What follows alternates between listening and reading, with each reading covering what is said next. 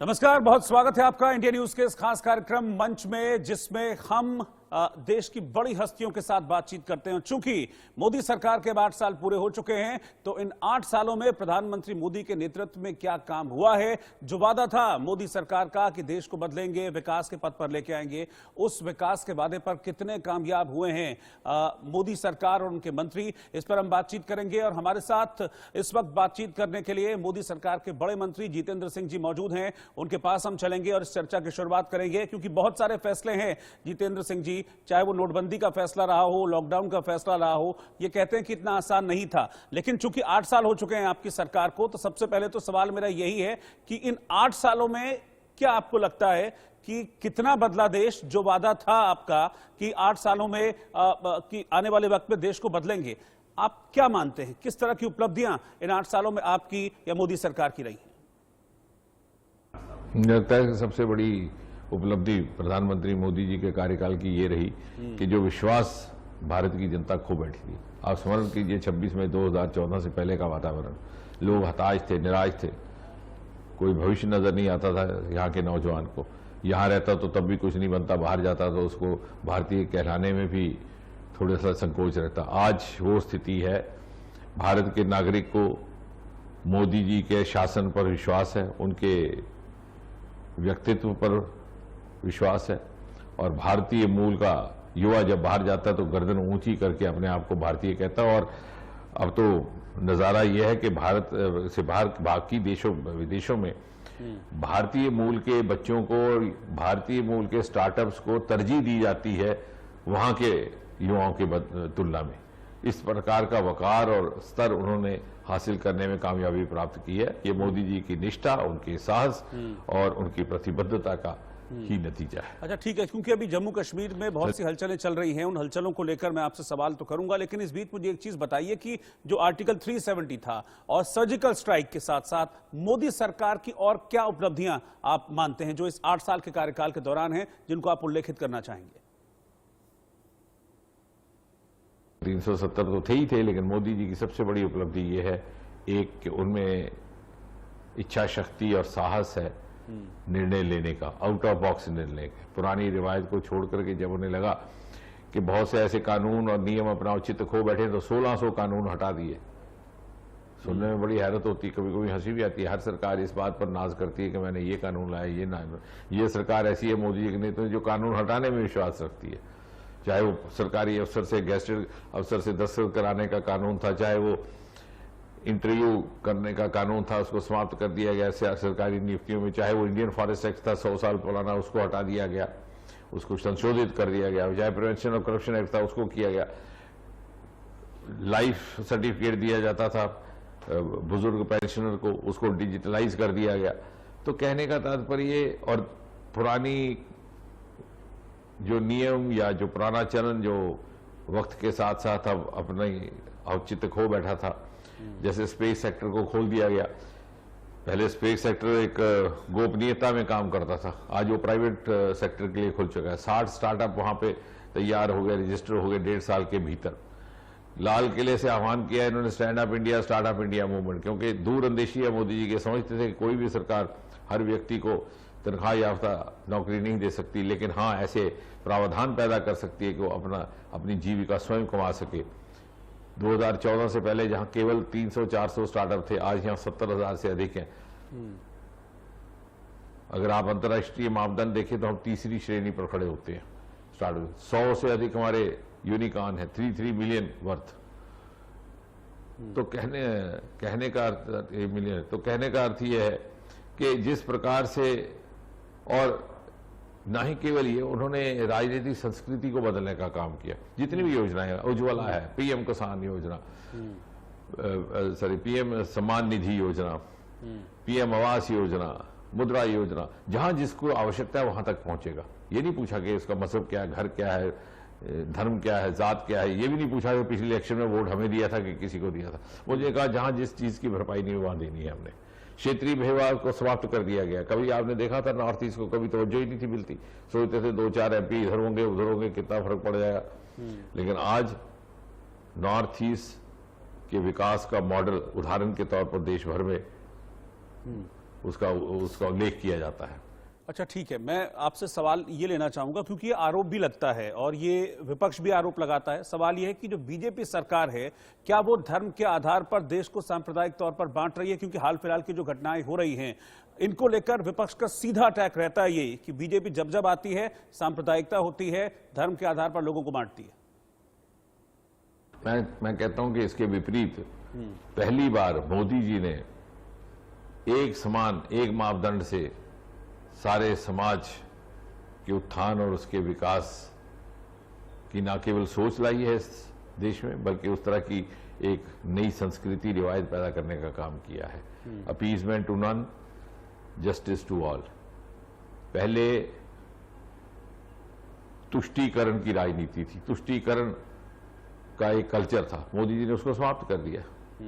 अब जैसे मैंने कहा ये जितनी भी योजनाएं तो ये किसी को पूछती तो नहीं, बल्कि ये इल्जाम और ये आरोप वो लोग लगाते हैं, वो तत्व लगाते हैं, वो राजनीतिक दल लगाते हैं जो समाज को बांट करके सफल हो रहे थे।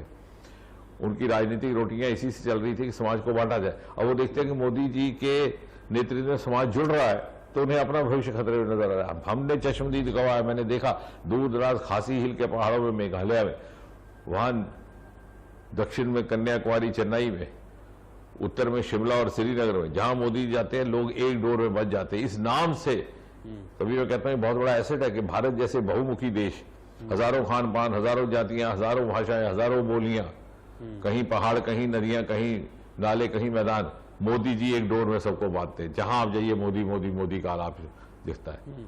तो हमने, बल्कि मैं तो ये कहूंगा कि मोदी जी के नाम ने समाज को जोड़ा है, भारत के समाज को, और उसी का ये परिणाम है कि दुनिया आंख बिछा करके हमें देख रही है। ठीक है, ठीक है। मुझे एक चीज बताइए जितेंद्र जी कि क्या ऐसी चीजें हैं जिनको आपकी सरकार चुनौती के तौर पर देखती है? मुझे लगता है कि चुनौती एक सुखद चुनौती है, वो ये कि भारत अभी 75वें वर्ष से गुजर रहा है। 25 वर्ष के बाद आजाद हिंदुस्तान अपनी 100वीं सालगिरह मनाएगा और जिस तरह की प्रोजेक्शन है उससे साफ जाहिर है कि भारत विश्व पटल पर खड़ा होगा। सारी दुनिया की निगाहें भारत की ओर है। World is ready to be led by India. Modi ji के नेतृत्व को वो अब ग्लोबल नेतृत्व के रूप में देखने लगे हैं, चाहे वो क्लाइमेट का विषय है, चाहे वो क्लीन एनर्जी का विषय है। अब किस प्रकार भारत अपने आप को उस भूमिका के लिए तैयार करेगा, उसके लिए हमने सबने मिलकर के मोदी जी का सहयोग करना है, ताकि जो कल्पना चित्र मोदी जी ने भारत के लिए बनाया और जिस कल्पना चित्र की अपेक्षा सारी दुनिया हमसे कर रही है, उस पटल पर खड़े होने के लिए भारत को अपने आप को तैयार करना होगा। तभी आपने देखा रोज आए दिन मोदी जी स्टार्टअप की बात करते हैं, जो फ्यूचरिस्टिक जो आयाम होने वाले हैं उनकी बात बार बार करके वो हमें दूरंदेशी के साथ अपने भविष्य का नक्शा बनाने के लिए प्रेरित करते हैं। अच्छा जितेंद्र सिंह जी, क्योंकि अभी हाल फिलहाल में हमने देखा कि जम्मू कश्मीर में टारगेट किलिंग की जो घटनाएं हैं वो बहुत ज्यादा हुई हैं, खासतौर पर जो हिंदू हैं, जो कश्मीरी पंडित हैं, उनको निशाना बनाया गया है। क्योंकि आप भी जम्मू कश्मीर से आते हैं तो आप इस पर क्या सोचते हैं और क्या बोलते हैं, ये बहुत इंपॉर्टेंट हो जाता है। निश्चय ही चिंताजनक है, कोई भी किलिंग हो तो उसकी कोई सफाई देना संभव नहीं है, लेकिन मुझे यकीन है कि सरकार ने कार्रवाई प्रारंभ की और जल्दी इसके परिणाम भी दिखेंगे। हुआ यह है कि अब कुल मिलाकर के आतंक पर काफी दबाव है, वो अपने आखिरी चरण में है। ये जो आतंकी भागते भागते सॉफ्ट टारगेट्स को गोली मारते हैं, टारगेट करते ताकि खबर बच जाए। लेकिन साथ ही साथ मैंने ये कहता हूं बार बार कि जब भी आप मोदी सरकार की उपलब्धियों की बात करते हैं तो 2014 के साथ तुलना करनी चाहिए। ये जो आज स्थिति है ये इन 30 वर्षों के पलायन के बाद जो मिस हैंडलिंग हुई या नॉन हैंडलिंग हुई, मैं ये तो कहूंगा। कश्मीरी पंडित का विस्थापन 1990-89 में हुआ, आज तक उसके लिए कोई समाधान नहीं ढूंढा गया।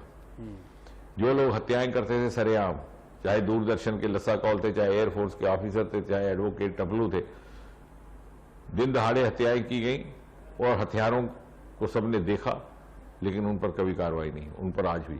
अगर यदि ये सब ना होता तो शायद भारतीय जनता पार्टी सरकार के हिस्से में, मोदी जी के हिस्से में ये स्थिति ना आती। लेकिन एक संतोषजनक बात है कि थोड़े ही समय में एक निर्णायक अप्रोच के साथ एक निष्ठा के साथ स्थिति को नियंत्रण पाने का, उस पर अंकुश लगाने की कार्रवाई प्रारंभ हो गई है।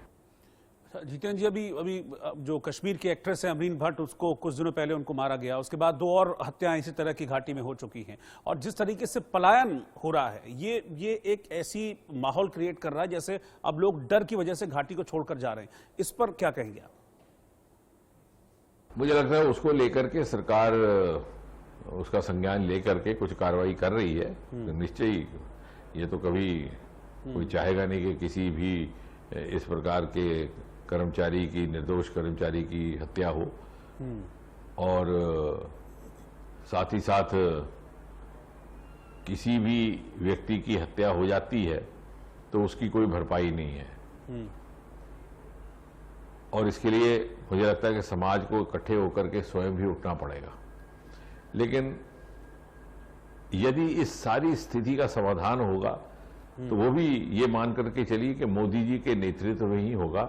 पिछली सरकारों ने इसका समाधान ना कभी सोचा, ना कभी प्रयास किया, इसीलिए आज ये परिस्थिति उत्पन्न। नहीं, लेकिन अभी कुछ दिनों पुरानी में बात करूं तो अमरनाथ यात्रा अभी आतंकियों के निशाने पर है। हालांकि अभी शुरू नहीं हुई है, 30 जून से अमरनाथ यात्रा की शुरुआत होने वाली, वो भी आतंकियों के निशाने पर है। और कश्मीर पर्यटन जो है वो कश्मीर के लिए एक मुख्य उद्योग के तौर पर है, जो कश्मीर के लोगों का पेट भरता है। इस पर आपका क्या टेक है? चुनौती तो है, क्योंकि एक वेस्टेड इंटरेस्ट है जो नहीं चाहता कि वहां पर हालात नॉर्मल हो, हालात सामान्य हो, चाहे वो राजनीति से जुड़े हैं, चाहे उद्योग से जुड़े हैं, चाहे व्यापार से जुड़े हैं। क्योंकि 20-30 साल उनकी तजारत, उनकी राजनीति इसी में चलती रही, खला में, कि कोई और था ही नहीं। 10-12% वोटर टर्नआउट हुआ, एमएलए बन गए, एमपी बन गए, पुश दर पुश राज भी चलता रहा, व्यापार भी चल पड़े, तो वो तो नहीं चाहेंगे। लेकिन जिस तरह का टूरिस्ट सीजन इस समय है कश्मीर में, 100 से अधिक फ्लाइट्स जा रही हैं श्रीनगर प्रतिदिन दिल्ली से, होटलों में रहने की जगह नहीं है, लोगों ने होम टूरिज्म खोल दिया, फिर भी वो कम पड़ रहा है। और अमरनाथ यात्रा इस साल 2 महीने होने वाली है, ये भी हम याद रखेंगे। पिछली सरकारों ने इसको घटा करके 1 हफ्ता, 2 हफ्ता, 20 दिन तक ले आए थे। पहली बार सामान्य अंतराल की अमरनाथ यात्रा होने वाली है। उसके लिए सुरक्षा संबंधी तो हर प्रकार की गृह मंत्रालय के द्वारा संज्ञान भी लिया जा रहा है। गृह मंत्री श्री अमित शाह जी ने व्यक्तिगत तौर पर बार बार इसको विषय को लेकर के बैठकें भी की हैं। ठीक है सर, बहुत बहुत शुक्रिया आपका, आप हमारे साथ में जुड़े, सारे सवालों के जवाब दिए, और आपने उम्मीद जाहिर की है। हम भी यही उम्मीद करते हैं कि सुखद रहे अमरनाथ यात्रा, क्योंकि एक अंतराल के बाद हो रही है।